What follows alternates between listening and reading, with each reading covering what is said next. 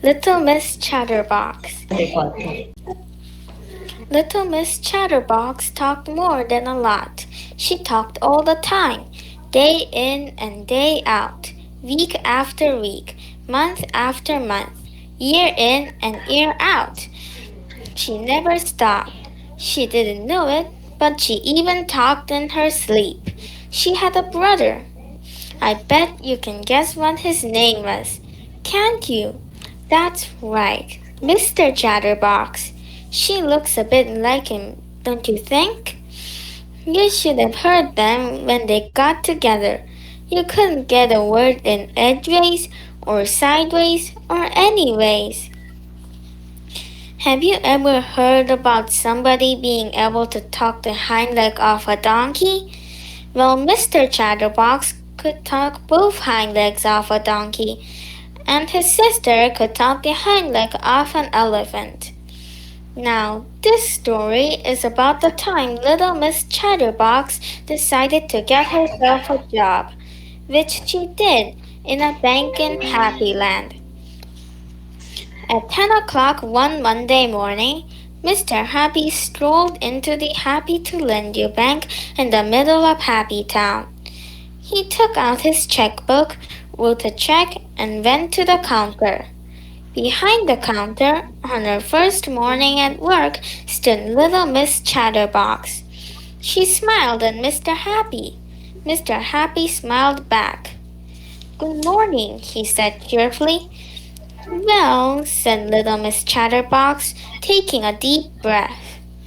"For the time of year, it is a good morning, but not as good as morning you had yesterday, and I dare say tomorrow morning will be an even better morning, but it's quite a good morning for a Monday morning," and she went on and on and on, until it was time for the bank to shut.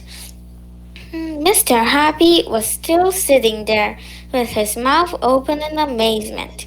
He'd been there for hours. "And now," continued little Miss Chatterbox, "it's time for the bank to shut and for me to go home, so goodbye and nice talking to you." And she went home, leaving poor Mr. Happy without any money. The following morning, she was fired. She got herself another job in a restaurant to eat a lot. It was Tuesday morning, and at midday, Mr. Greedy walked into the restaurant and sat himself down at his usual corner table. He always ate there on Tuesdays because that was the day they served extra large portions.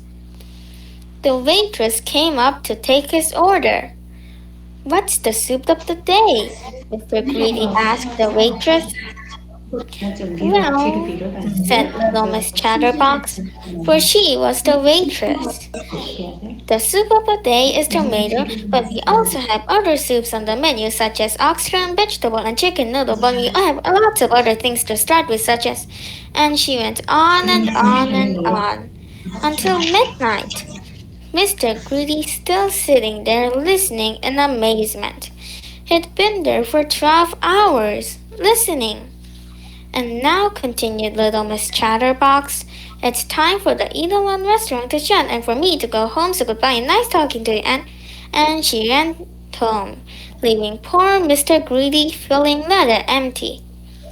The next morning she was fired. The same thing happened all week long.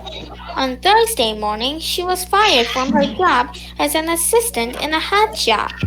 Miss Splendid went into the shop to buy herself a new hat, but she couldn't.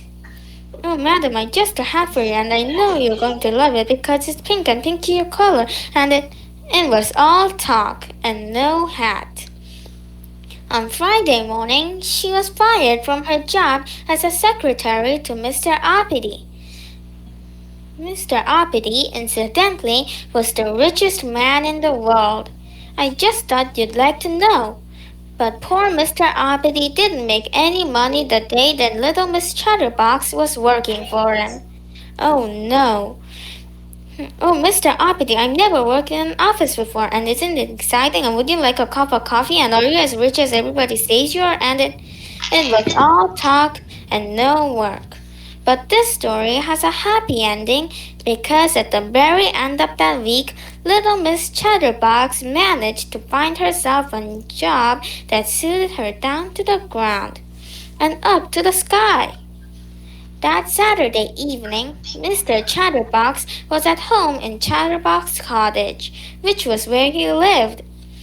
Mr. Chatterbox was cross because his watch had stopped and he had arranged to meet little Miss Sunshine at 7 o'clock and he had no idea what the time was. So he decided to telephone the speaking clock to find out what time it was. He dialed the number. At the third stroke, it will be 6:25 and 15 seconds. Little Miss Chatterbox took a deep breath. Beep, beep, beep. At the third stroke, it will be 6:25 and 20 seconds. Beep, beep, beep. That's funny, thought Mr. Chatterbox to himself. That sounds just like my sister.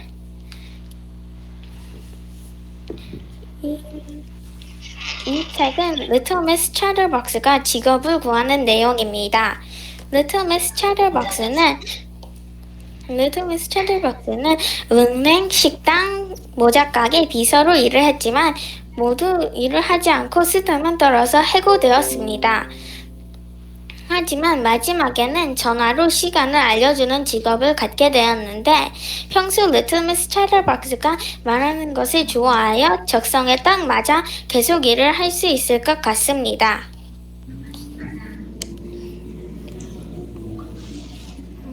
네, 예원이 지금